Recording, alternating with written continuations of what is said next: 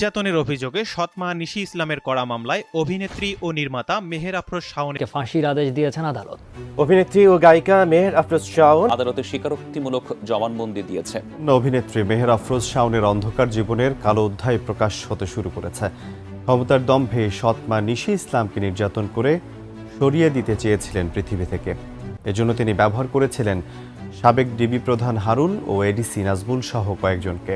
নিশি ইসলাম তাকে হত্যা চেষ্টা ও মারধরের অভিযোগে শাওন, তার বাবা মুহাম্মদ আলী ও ডিবি প্রধান হারুন ও রশিদ সহ 12 জনকে আসামি করে ঢাকার মেট্রোপলিটন ম্যাজিস্ট্রেট আদালতে মামলা করেন। বাবার বয়সী হুমায়ুন আহমেদকে বিয়ে করে ক্যামেরার সামনে ঐশ্বরিক প্রেমের গল্প সাজালেও হুমায়ুন আহমেদকে বিয়ের মূল উদ্দেশ্য ছিল তার সম্পত্তি, যে কারণে ক্যান্সার আক্রান্ত হুমায়ুন আহমেদকে কৌশলে মৃত্যুর মুখে ঠেলে দিয়ে বড়লোক স্বামীর সব সম্পত্তির মালিকানা লাভ করেছেন মেহের আফরোজ শাওন। নিউ ইয়র্কে চিকিৎসাধীন অবস্থায় হুমায়ুন আহমেদকে সেবা দেওয়ার নামে বন্ধুদের সাথে সুইট রাত কাটিয়েছেন মেহের আফরোজ শাওন। মৃত্যুর পরও স্বামীর লাশ পাশে রেখে নাটক করেছেন গোল জিগার শাওন। মেহের আফরোজ শাওন এইটাকে আপনারা যেখানে পাবেন জুতা পিটা করবেন। যতগুলো আর্টিস্ট বৈষম্য বিরোধী আন্দোলন বিরুদ্ধে ছিল, আলো আসবে গ্রুপে ছিল, সেগুলো আপনারাও জানেন, আমরাও জানি।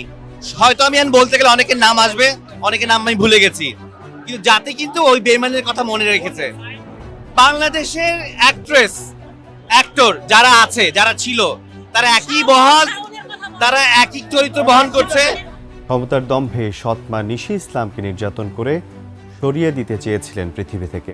মুখে মুখে ভদ্রতা আর সংস্কৃতির বুলি থাকলেও বাস্তবত নিজ মাকে হত্যার ষড়যন্ত্রকারীর নাম হচ্ছে মেহের আফরোজ শাওন। কারণ এই মেহের আফরোজ শাওন সে তার নিজ মা বাবাকে যে টর্চার, নির্যাতন যা কিছু করেছে, তার মূল কারণ ছিল, মূল প্ল্যান ছিল তার মাকে দুনিয়া থেকে সরিয়ে ফেলা বা তার মাকে হত্যা করে ফেলানো। এবং সেই কারণেই আওয়ামী লীগের দোসর যেই সমস্ত পুলিশ অফিসার ছিল, ডিবি হারুন সহ আরও যে সমস্ত অসৎ পুলিশ অফিসার ছিল, তাদের নিয়ে এই মেহের আফরোজ শাওন এই প্ল্যানই করেছিল যে তার নিজ মাকে হত্যা করে দুনিয়া থেকে একেবারে সরিয়ে ফেলবে। আর তার সমস্ত প্রকার অপরাধ ও অপকর্ম এখন রিমান্ডে সে নিজেই এবার স্বীকার করতেছে, যে কারণে এবার আর কোনোভাবে রক্ষা হচ্ছে না এই মেহের আফরোজ শাওনের। কারণ এবার তার এই নিজ মায়ের হত্যা মামলায় মূলত এই মেহের আফরোজ শাওনের ফাঁসি হতে যাচ্ছে। দর্শক, এ বিষয়ের কিছু অংশ ভিডিওর শুরুতে শিরোনামে আপনারা দেখেছেন, বিস্তারিত দেখবেন পুরো ভিডিও জুড়ে। বিষয়গুলো দেখার পূর্বে আপনাদের একটা অনুরোধ করব, যারা আমাদের চ্যানেলে নতুন আসছেন চ্যানেলটি সাবস্ক্রাইব করে অল ক্লিক করে বেল আইকনটি চালু করে দিবেন এবং পরিপূর্ণ ভিডিও শেষ পর্যন্ত দেখেই আপনার মতামত জানিয়ে যাবেন। দর্শক, চলুন আমরা দেখব যে এই মেহের আফরোজ শাওন তার নিজ মাকে হত্যা করে ফেলার প্ল্যান সহ যেই সমস্ত অপরাধ সে এতদিন করেছে, যেগুলো এখন রিমান্ডে সে নিজেই স্বীকারোক্তি দিচ্ছে, সেই সমস্ত চাঞ্চল্যকর তথ্যগুলো দেখব এবং সেই হত্যা মামলায় যে তার এবার ফাঁসি হতে যাচ্ছে সেটা আমরা দেখব। তার পূর্বে তার কিছু অপরাধ নামার চিত্র আমরা কিছু অংশ দেখে এরপর ওই বিষয়টা দেখব। ধৈর্য ধরে একটা লাইক দিয়ে ভিডিওটি শেষ পর্যন্ত দেখতে থাকুন। সারা দেশের রাজনীতি নীতি নির্ধারক, মানবতার ফেরিওয়ালা শাওনদের এটাই আসল চেহারা। এরা টাকার জন্য নিজের চেয়ে 30 বছরের বড় বান্ধবীর বাবাকে বিয়ে করতে পারেন, কিন্তু নিজের বাবার ক্ষেত্রে আবার আলাদা নিয়ম। এরা নিজেদের স্বার্থ ছাড়া কিছুই বোঝে না। হুমায়ুন আহমেদের সাথে কোনো স্মৃতি আমাকে কখনো পোড়ায় না। হুমায়ুন আহমেদের সাথে যত স্মৃতি সবগুলো আসলে আমাকে বাঁচিয়ে রাখে, আমাকে উজ্জীবিত করে, আমাকে সামনের দিকে এগিয়ে যেতে সাহায্য। বাবার বয়সী হুমায়ুন আহমেদকে বিয়ে করে ক্যামেরার সামনে ঐশ্বরিক প্রেমের গল্প সাজালেও হুমায়ুন আহমেদকে বিয়ের মূল উদ্দেশ্য ছিল তার সম্পত্তি, যে কারণে ক্যান্সার আক্রান্ত হুমায়ুন আহমেদকে কৌশলে মৃত্যুর মুখে ঠেলে দিয়ে বড়লোক স্বামীর সব সম্পত্তির মালিকানা লাভ করেছেন মেহের আফরোজ শাওন। নিউ ইয়র্কে চিকিৎসাধীন অবস্থায় হুমায়ুন আহমেদকে সেবা দেওয়ার নামে বন্ধুদের সাথে সুইট রাত কাটিয়েছেন মেহের আফরোজ শাওন। মৃত্যুর পরও স্বামীর লাশ পাশে রেখে নাটক করেছেন গোল জিগার শাওন। হুমায়ুন আহমেদকে তার পরিবারের অন্য সদস্যরা বুদ্ধিজীবী কবরস্থানে দাফন করতে চাইলেও শাওন তার একক চেষ্টায় হুমায়ুন আহমেদকে নুহাস পল্লীতে দাফন করেছেন। অপারেশনের আগের দিন রাতে উনি আমাকে বলেছেন, আমার যদি কিছু হয় আমাকে নিয়ে অনেক টানা হেঁচড়া হবে। আমাকে কেউ শহীদ মিনারে নিয়ে যেতে চাইবে, কেউ পিটিভিতে নিয়ে যেতে চাইবে, কেউ এফডিসিতে নিয়ে যেতে চাইবে, কেউ বাংলা একাডেমিতে নিয়ে যেতে চাইবে। আমাকে টানা হেঁচড়া করতে দিও না কুসুম, তুমি স্ট্রং থেকো, আমাকে নুহাশপল্লিতে শোয়ায় রেখো। হুমায়ুন আহমেদকে নুহাশপল্লিতে দাফনের কারণ স্থায়ীভাবে বিশাল এই সম্পত্তির দখল নেয়া। শাওনের সেই স্বপ্ন পূরণ হয়েছে। 20 টাকার পরিবর্তে নুহাশপল্লির ভিজিট বাড়িয়ে এখন করা হয়েছে 200 টাকা। সেই সাথে পুরো টাকায় নিজের মতো করে 9-6 করছেন হুমায়ুন আহমেদের দ্বিতীয় স্ত্রী মেহের আফরোজ শাওন। 200 টাকা পার পারসন। এক সময় সর্বোচ্চ 20 টাকা টিকিট করছিল এক সময়, যে 20 টাকা একটা ফান্ড হবে তোমার স্টাফ বা সবাই মিলে। হুমায়ুন আহমেদের মৃত্যুর পর শাওন বিভিন্ন সময় বলেছিলেন নুহাশপল্লিতে একটি হাসপাতাল করার স্বপ্ন ছিল হুমায়ুন আহমেদের। কিন্তু হুমায়ুন আহমেদের স্বপ্নের কথা বলে শাওন নিজের স্বপ্ন পূরণ করতেই পুরো নুহাশপল্লি দখলে নিয়েছেন। ক্যান্সার হসপিটাল আমার একার পক্ষে করা সম্ভব না, ওটা স্যারের স্বপ্ন ছিল। স্যারও কিন্তু আসলে একা করে ফেলতে পারতেন না। স্যার আসলে যেভাবে করে সবাইকে ডাক দিয়ে সবাইকে মিলে করতেন, তো আমার ডাকে তো সেটা হবে না। আপনারা একটু অন্যভাবে একটু চিন্তা করেন যে 7ই মার্চে বঙ্গবন্ধু যেভাবে করে মুক্তিযুদ্ধের ডাক দিয়েছে, এখানে বঙ্গবন্ধুর জায়গায় অন্য কেউ ডাক দিলে কিন্তু হতো না। হুমায়ুন আহমেদের অঢেল সম্পত্তির অর্থ দিয়ে শাওন এখন সুগার মমি সেজেছেন।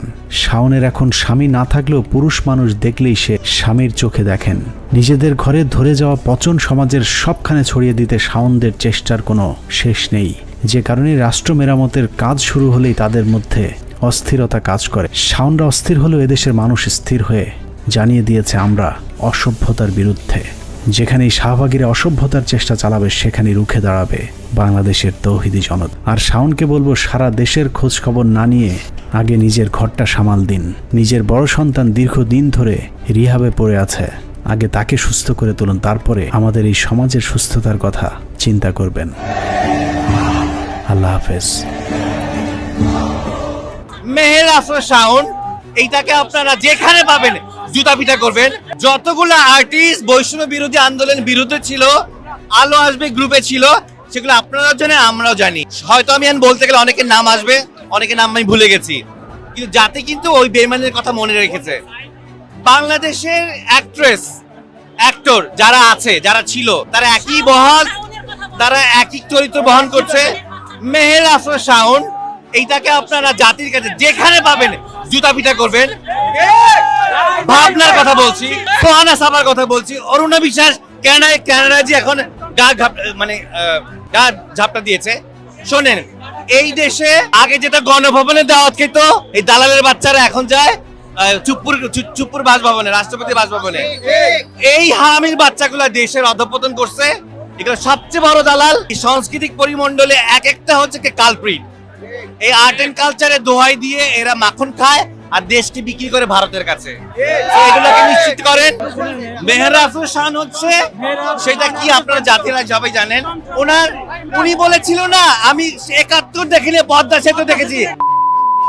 তুই এই বাস দেখছস, বাস তোর বাপের বাস, আমি এটা তোর দেখাই দিলাম। এই বাড়ি নাকি সংস্কার করা হবে, পুনর্বাসন করা হবে। আয়, আজকে কে করবে? আয় আয় তুই, আর শেখ হাসিনা, তুই এই দেশে আয়, তোরে আমি গলা টিপে মারবো, আমি নিজ হাতে।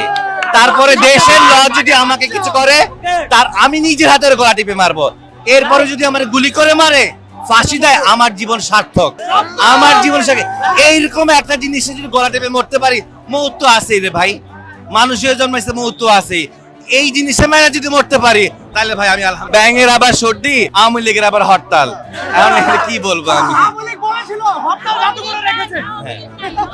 আর শোনেন, আপনাদের কাছে একটা বিনীত অনুরোধ, আপনারা আওয়ামী লীগ শব্দটাই উচ্চারণ করবেন না। কেন করবেন না? এইটা জাতিগতভাবে আমরা এটাকে বাঁচিয়ে রাখছি আওয়ামী লীগ বলে বলে, এটা করা যাবে না। তো শিশু থেকে আবার বৃদ্ধ বনিতা সবার ব্রেন থেকে এটা ডিলিট করতে হবে। এরা নমরুদের দল, এরা কুত্তা লীগ, এরা সন্ত্রাস বাহিনী, এরা ফ্যাসিবাদ, এই শব্দগুলো ব্যবহার করেন। এরা জাতির শত্রু, এটা পৃথিবীর শত্রু, এটা পৃথিবীর শত্রু, এরা মানবতার শত্রু, এরা সন্তানদের শত্রু। আজকে এই মুগ্ধ সাইদ ওরাকে দেখেছে, এই সুপ্ত শান্তিটা দেখেনে, আমাদেরকে শান্তিটা দিয়ে গেছে। এই যে কথা বলতে পারছি, এই যে প্রাণ ভরে চিৎকার করতে পারতেছি, নিঃশ্বাস নিতে পারতেছি। কোনোদিন যদি হাঁটতে পারছেন আপনারা? এই 32 নাম্বারটা কার? ওর বাপের একলার? এই দিকে জনগণ হাঁটতে পারছে? একটা কুকুর হাঁটতে পারছে? আজকে দেখ বাচ্চা, তোর তো এটা দেখে মরে যাওয়া উচিত। তুই বেঁচে কেমনে আসছিস? তোর মরণ আসে না? তোর মরতে ইচ্ছা করে না? আমরা বৈষম্য বিরোধী আন্দোলন, জুলাই বিপ্লবে আরো সক্রিয় হব ইনশাআল্লাহ। দিল্লি না ঢাকা, ঢাকা ঢাকা। কথিত এক সোনার কন্যা অভিনেত্রী মেহের আফরোজ শাওনের অন্ধকার জীবনের কালো অধ্যায় প্রকাশ হতে শুরু করেছে। ক্ষমতার দম্ভে সৎ মা নিশি ইসলামকে নির্যাতন করে সরিয়ে দিতে চেয়েছিলেন পৃথিবী থেকে। এজন্য তিনি ব্যবহার করেছিলেন সাবেক ডিবি প্রধান হারুন ও এডিসি নাজমুল সহ কয়েকজনকে। আদালত সেই কালো জীবনের সোনার কন্যা সহ 12 জনের বিরুদ্ধে গ্রেফতারি পরোয়ানা জারি করার পর এখনও তারা ধরাছোঁয়ার বাইরে। সুমাইয়া খান জানাচ্ছেন সেই কথিত সোনার কন্যার কাহিনী। এই কথিত সোনার কন্যার নাম মেহের আফরোজ শাওন। অভিনেত্রী মেহের আফরোজ শাওনের বাবা ইঞ্জিনিয়ার মোহাম্মদ আলী 2024 সালের 21শে ফেব্রুয়ারি 50 লাখ টাকা দেনমোহরে বিয়ে করেন গোরানের নিশি ইসলামকে। এ খবর জানাজানি হলে ওই বছরের 4 মার্চ শাওন, তার বড় বোন সিনজন, সেজুতি ও সিনজনের স্বামী সাব্বির ও পুলিশের এডিসি নাজমুল ইসলাম নিশির বাড়িতে গিয়ে ডিভোর্সের জন্য চাপ দেয়, স্বাক্ষর দিতে বলে সাদা কাগজে। এতে অস্বীকৃতি জানালে সৎমা নিশিকে ভারী বস্তু দিয়ে বেধড়ক মারধর করেন শাওন। আমরা চাই, সকলেই চাই যে একটা শাস্তি হোক, কারণ শাওন আমাদের অনেক মামলা অনেক প্রভাব বিস্তার করেছে এবং আমাদেরকে অনেক হুমকি ধামকি মারধর সবকিছু করেছে। ওই ঘটনার পর নিশি জানতে পারেন মোহাম্মদ আলী তার আগের স্ত্রীর কথা গোপন রেখে তাকে বিয়ে করেন। তার একটি পুত্র ও 3টি কন্যা সন্তান রয়েছে। তিনি অভিনেত্রী শাওনের বাবা। শাওন সৎমা নিশি ইসলামকে শাস্তি করতে ব্যবহার করেন ডিবি হারুনকে। মিথ্যা মামলা দিয়ে পাঠানো হয় কারাগারে। নিশিকে 61 দিন কারাগারে রেখে পরিকল্পিতভাবে মানসিক ও শারীরিক নির্যাতন চালানো হয়। ইসলামকে শাওনের বাবা মোহাম্মদ আলী 1 নম্বর আসামি বলেছিল যে আমার কোনো স্ত্রী নাই, মিথ্যা তথ্য দিয়ে তাকে কনভিন্স করে বিয়ের প্রস্তাব দেওয়ার পরে রেজিস্ট্রি কাবিননামা বিয়ে হয়েছিল। এই বিয়ের পর থেকেই শাওন জানতে পেরে সে তার যেখানে যেখানে তার প্রভাব আছে, এই ডিবি হারুন সহ, নাজমুল সহ, সাইফুল সহ, এই তাদেরকে প্রভাব বিস্তার করে এই নিশি ইসলামকে ডেকে এনে তাকে নির্যাতন করে ডিবিতে নিয়ে রিমান্ডে নিয়ে তাকে বেদম মারধর করে এবং তার কাছে অবৈধ টাকা দাবি করে তাকে চরমভাবে মানবাধিকার বিরোধী কাজ করেছিল। 5 আগস্ট হাসিনা সরকার পতনের পর 13 মার্চ নিশি ইসলাম তাকে হত্যা চেষ্টা ও মারধরের অভিযোগে শাওন, বাবা মুহাম্মদ আলী ও ডিবি প্রধান হারুন রশিদ সহ 12 জনকে আসামি করে ঢাকার মেট্রোপলিটন ম্যাজিস্ট্রেট আদালতে মামলা করেন। 10 এবং 11 নম্বর আসামি উপস্থিত হয়েছে। আসামিরা তারা ভুল স্বীকার করেছে এবং আসামিরা তারা জামিন দিয়েছে আগামী ধার্য তারিখ পর্যন্ত। 22 এপ্রিল আদালতে হাজির হওয়ার সমন থাকলেও গড়হাজির থাকেন শাওন। জারি করা হয় শাওন সহ 12 জনের বিরুদ্ধে গ্রেপ্তারি পরোয়ানা। তারা জেনে শুনে ইচ্ছাকৃতভাবে আদালতের প্রতি অসম্মান প্রদর্শন করে তারা আদালতের আদেশকে অমান্য করে তারা আদালতে হাজির হন নাই। এই সাবমিশন আমরা রাখার প্রেক্ষিতে আদালত সন্তুষ্ট হয়ে, যেহেতু তারা ইচ্ছাকৃতভাবে পলাতক, এই জন্য আদালত তাদের বিরুদ্ধে গ্রেপ্তারি পরোয়ানা ইস্যু করেছেন। শাওন ক্ষমতার অপব্যবহার করে পুলিশকে দিয়ে নিশির বিরুদ্ধে প্রতারণা ও চাঁদা দাবির মিথ্যা মামলায় হয়রানি করেন। নিশি ইসলামকে মাদক ব্যবসায়ী সাজানোর ব্যর্থ চেষ্টা করেন। শাওন সহ আসামিদের দ্রুত আইনের আওতায় এনে শাস্তির দাবি জানান আইনজীবী। মাননীয় আদালতকে তাদের বিরুদ্ধে প্রয়োজনীয় ব্যবস্থা গ্রহণ করার জন্য আমরা বিনীতভাবে নিবেদন করব। কত বড় নিকৃষ্টতম এবং জঘন্য মানুষ হলে নিজ মাকে হত্যার ষড়যন্ত্র করতে পারে? এই মেহের আফরোজ শাওন সে উপরে ভদ্রতার বলি এবং সংস্কৃতির বলি এবং বিভিন্ন রকম রূপ তার ছিল, কিন্তু বাস্তবত সে তার নিজ মাকেই হত্যা করে দুনিয়া থেকে সরিয়ে দেওয়ার প্ল্যান করেছিল এবং সেই কাজে সে বাংলাদেশের সবথেকে নিকৃষ্টতম যেই সমস্ত অসৎ পুলিশ অফিসার ছিল, ডিবি হারুন, আসাদুজ্জামান মিয়া সহ যারা ছিল কালপিট বাংলাদেশে, তো তাদেরকে নিয়ে এই ষড়যন্ত্রে মেতে উঠেছিল এই মেহের আফরোজ শাওন। কারণ সে নিজেও ছিল আওয়ামী লীগের দোসর এবং সাথে সাথে যারা এরকম অসৎ পুলিশ অফিসার আওয়ামী লীগের দোসর ছিল তাদের সাথে সে যেভাবে হোক, গোপন সম্পর্কের মাধ্যমে হোক আর প্রকাশ্যিক সম্পর্কের মাধ্যমে হোক, যেভাবে হোক তাদের সাথে যোগসাজশ করে এরপরে মূলত তার মা বাবার বিরুদ্ধে বিভিন্ন রকম অন্যায়, অত্যাচার, জুলুম, টর্চার এগুলো একের পর এক করে আসছিল। এবং যেহেতু আওয়ামী লীগ সরকার তখন ক্ষমতায় ছিল, যে কারণে কিন্তু এই মেহের আফরোজ শাওন বা তার দোসরদের বিরুদ্ধে কেউ কোনো ধরনের কোনো কথা বলতে পারেনি।